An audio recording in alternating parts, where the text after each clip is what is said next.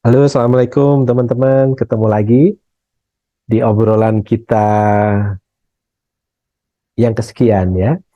Baik, teman-teman. Eh, Kemarin ada yang nanya, tolong dijelaskan bagaimana, kenapa ada orang yang bahkan dia tidak meminta lah begitu ya. Tidak ada goal gitu kan. Tapi kok dia diberi lebih ya, bahkan dari orang yang minta kan begitu. Inti pertanyaannya begitu. Di video tentang kenapa kita mesti punya goal gitu? Karena kalau kita hubungkan dengan double slit eksperimen, ternyata memang peran kita dalam pengamatan itu di dunia kuantum itu membuat proses terjadinya manifestasi gitu. Nah, kemarin ada teman yang bertanya, lalu bagaimana dengan orang-orang yang tidak minta malah diberi lebih gitu. Nah, untuk menjawab itu maka kita akan kembali ke konsep rezeki dulu. Rezeki kan ada algoritmanya. Ya. Saya akan kembali ke sana dulu, baru nanti kita jelaskan. Nah, teman-teman, izin ya saya share screen untuk menjelaskan itu ya. Oke, teman-teman. Ya, ini adalah algoritma rezeki. Jadi rezeki itu ada 4 layer. Yang layer terluar itu adalah rezeki dasar. Artinya rezeki itu sudah disediakan oleh Tuhan gitu. Di mekanisme semesta yang diciptakan Tuhan itu sudah menyiapkan rezeki itu gitu untuk kita manusia dan untuk makhluk-makhluknya yang hidup di bumi ya, kita ngomongin tentang yang ada di bumi. Nah, kemudian di layar kedua itu ada rezeki yang diusahakan. Artinya dari rezeki dasar yang sudah disiapkan oleh Tuhan tadi itu untuk mendapatkannya harus diusahakan. Nah, kenapa diusahakan? Ini untuk menjamin keberlangsungan rezeki bagi banyak pihak ya. Contohnya begini, petani untuk mendapatkan beras, untuk mendapatkan uang dalam dalam ini saya akan jelaskan dalam konteks itu untuk mendapatkan uang maka dia harus mengolah tanahnya. Diolah tanahnya, kemudian dia menanam tanaman-tanaman pertanian, misalnya tanam padi, padinya berbuah, sebagian dimakan sendiri, sebagian dijual, dia mendapatkan uang. Oke, okay? Nah si pedagang baju dia untuk mendapatkan makanannya maka dia harus membeli dari petani dengan cara apa? Dengan cara membeli dengan menggunakan uang. Dalam hal ini petani dan pedagang baju tadi itu bertukar kebutuhan. Satu membutuhkan pangan, kemudian membeli dengan uang dan barangkali petani juga membutuhkan baju nanti yang dibelinya dengan uang juga. Nah, dari dua profesi ini aja kita bisa mengerti bahwa rezeki yang diusahakan itu penting karena akan ada proses pertukaran ekonomi di situ. Nah, sekarang bayangkan kalau konteksnya cuma dua ini sekarang kita perlebar menjadi banyak. Misalnya yang jadi guru, dia menukarkan jasanya mengajar menjadi uang, uangnya ditukarkan dengan misalnya bahan makanan dari si petani tadi, atau ditukarkan dengan pakaian dari si penjual baju tadi itu.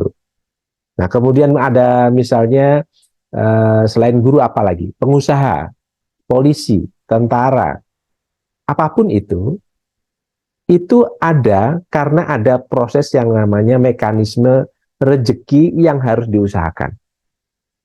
Jadi di level 2 ini, rezeki yang harus diusahakan justru menjamin keberlangsungan pertukaran energi dan pertukaran aliran rezeki.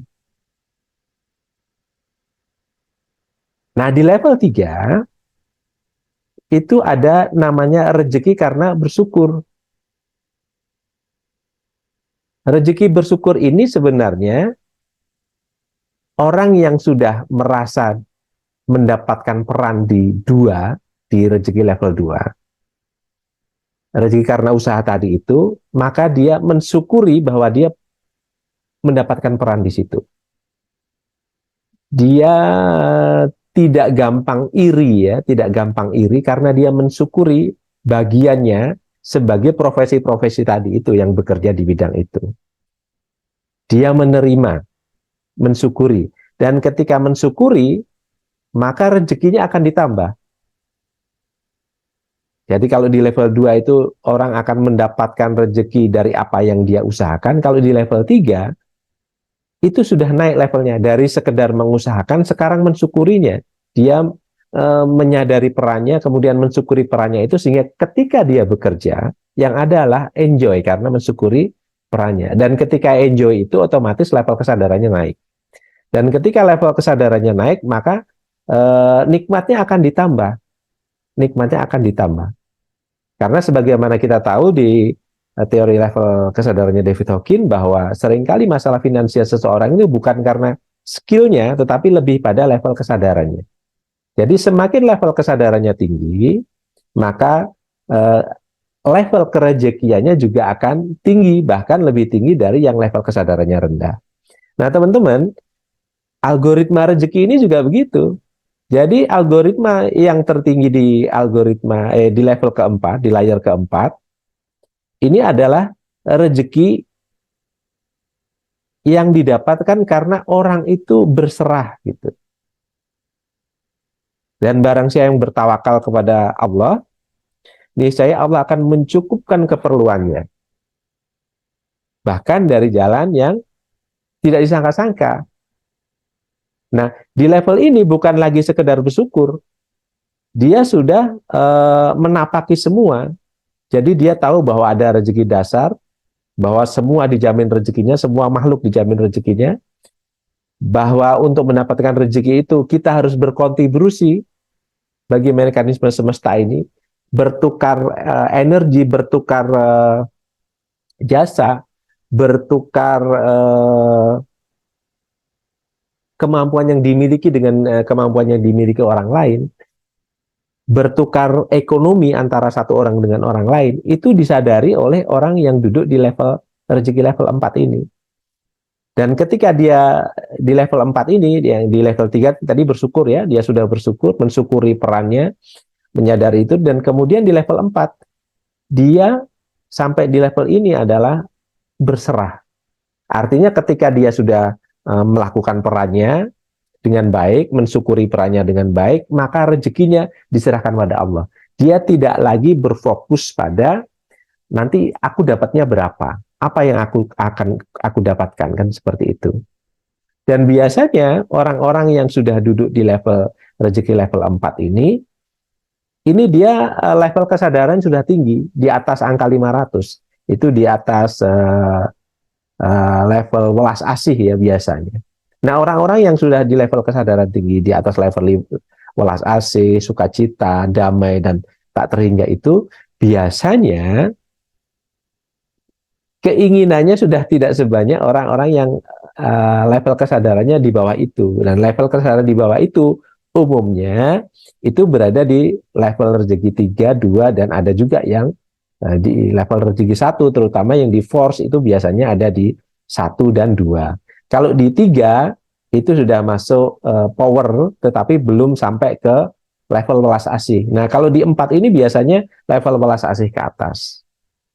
Nah, teman-teman, kalau kita memahami algoritma rezeki ini, kemudian kita hubungkan dengan level kesadarannya David Hawkins, maka bisa dikatakan bahwa orang yang di level rezeki level 4 ini adalah orang yang level kesadarannya di posisi welas asih, di posisi sukacita, di posisi kedamaian, dan di posisi pencerahan. Nah, kenapa seperti itu? Karena orang-orang ini biasanya mereka memandang wujud materi hanya sebagai fasilitas dan alat untuk melaksanakan tugas darinya gitu loh. Nah, tapi untuk sampai ke level ini teman-teman, untuk sampai ke level rezeki level 4 ini, orang-orang yang dengan level kesadaran tinggi ini, yang biasanya egonya sudah sangat minim sekali, dan egonya sudah diserahkan sama ke Tuhan begitu, itu juga harus menapaki eh, tingkat-tingkat level kesadaran dulu, termasuk barangkali sebelum sampai di titik itu tentu dia juga dulu pernah punya goal. Saya ingin jadi misalnya apa? Saya ingin memiliki pemahaman tentang spiritual yang tinggi misalnya. Untuk sampai ke sana, dia kan punya goal juga. Jadi dalam hal ini goalnya bukan goal yang sifatnya material, tetapi goal yang sifatnya spiritual. Dan itu keinginan. Dan ketika dia punya keinginan itu, maka itu akan maujud karena terjadi pengamatan. Karena keinginan kan irodat ya, dikira hubungan dengan irodat kan, itu pengamatan. Di level kuantum, keinginan itu merubah gelombang samudra kemungkinan itu termanifestasi menjadi apa dirinya sekarang, yang sekarang ada di eh, orang dengan kesadaran tinggi, yang rezekinya sudah rezeki level 4. Sehingga nggak heran kalau orang-orang dengan level kesadaran tinggi ini, kadang yang didapatkannya justru lebih tinggi daripada orang-orang yang punya goal yang sifatnya material. Tetapi apakah mereka tidak punya goal? Apakah mereka tidak punya cita-cita? Ya nggak mungkin. Mereka pasti punya cita-cita. Hanya saja cita-citanya tidak dalam bentuk fisik, material, seperti yang umumnya kita pelajari di loa dan doa yang biasanya umumnya dipanjatkan oleh orang-orang dengan level eh, 2 dan 3. Kalau satu ini kan level rezeki dasar ya. Level rezeki dasar itu biasanya kesadarannya kalau di sini orang-orang yang di sini kan rendah ya. Itu di force di angka 75 sampai di 20. Nah, mereka memang orang-orang sakit mental biasanya kalau di level manusia. Kalau eh, di binatang kan beda ya. Di binatang itu disediakan oleh Allah gitu. Dan mereka juga binatang juga kan masih berusaha juga untuk mendapatkan mangsanya. Nah, jadi teman-teman, orang yang mendapatkan rezeki eh, lebih dalam pandangan kita ya, dalam pandangan Anda yang bertanya, dalam pandangan kita umumnya, kok orang itu pekerjaannya hanya beribadah saja, mengajar saja, majelis taklim saja, tapi rezekinya kok besar ya. Dari mana datangnya? Karena Tuhan mengerti bahwa dia beribadah itu perlu hal-hal yang sifatnya menunjang kebutuhan-kebutuhan fisikalnya yang punya raga itu gitu. Dilewatkan siapa? Dilewatkan orang-orang yang ada di sekitarnya, yang barangkali ke situ minta didoakan untuk sukses. Nah, orang-orang di level ini karena tidak punya keinginan untuk diri sendiri pada umumnya, tetapi dia membantu mendoakan, membantu memberi pencerahan pada orang-orang yang level kesadarannya di bawah dia gitu. Dan ketika pencerahannya, doanya beliau-beliau ini berhasil diijabah gitu kan, orang-orang yang duduk di level kesadaran di bawah beliau tadi itu merasa bersyukur, berterima kasih karena dengan bantuan beliau itu cita-citanya terkabul kan begitu. Maka hal-hal yang sifatnya kebutuhan fisikal, material itu diberikan oleh mereka itu tadi. Tapi dalam tanda petik mereka yang menggerakkan siapa? Mereka yang menggerakkan tetap Tuhan. Dengan rasa syukur orang-orang yang sudah merasa terbantu hajatnya kabul itu berkat dalam tanda petik arahan beliau, doa-doa beliau barangkali. Nah, itu mereka memberikan ucapan terima kasih dalam melengkapi kebutuhan fisikal bagi beliau itu gitu. Sehingga dalam pandangan subjektif saya, mereka bukan berarti tidak punya kehendak. Beliau-beliau ini bukan berarti tidak punya kehendak. Mereka punya kehendak, hanya kehendaknya tidak yang sifatnya material. Kehendaknya sifatnya sudah yang lebih spiritual. Nah, karena apa? Karena beliau-beliau ini, mereka-mereka ini merasa bahwa materi hanya sebagai fasilitas dan alat untuk melaksanakan tugas darinya. Maka olehnya diberikanlah fasilitas itu yang diperlukan mereka untuk uh, melakukan perubahan-perubahan yang baik bagi lingkungan sekitarnya. Atau dalam bahasa kitanya ya, untuk berdakwah itu kan perlu sarana. Sarana itu disediakan oleh Allah, meskipun mereka tidak meminta, beliau tidak meminta itu, orang-orang di sekitar mereka yang merasa terayomi, merasa nyaman di sekitar beliau-beliau itu, merasa bahwa setelah bertemu beliau ada insight di dalam dirinya, ada semangat, ada girah untuk berusaha lebih baik. Dan ucapan terima kasihnya dalam bentuk yang sifat-sifatnya material kan begitu kan. Karena kalau yang spiritual kan beliau-beliau sudah lebih lebih tinggi gitu kan. Nah, dalam pandangan subjektif saya seperti itu teman-teman. Nah itu sebabnya kalau kita lihat ini, kita lihat di sini bahwa hubungan antara level kesadaran dan eh, hubungan antara level kesadaran dan kualitas kehidupan.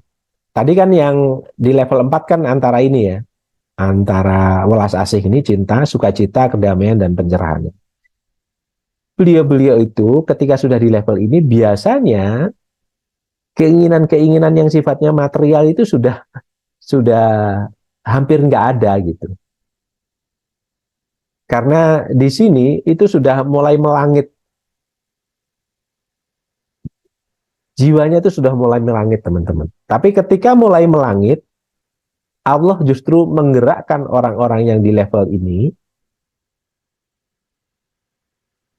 untuk mensuplai kebutuhan beliau-beliau ini. Nah, itu sebabnya terutama yang di level 600 ya, kedamaian ini sudah bahagia 100% ini barangkali kepikiran duniawi itu sudah enggak gitu.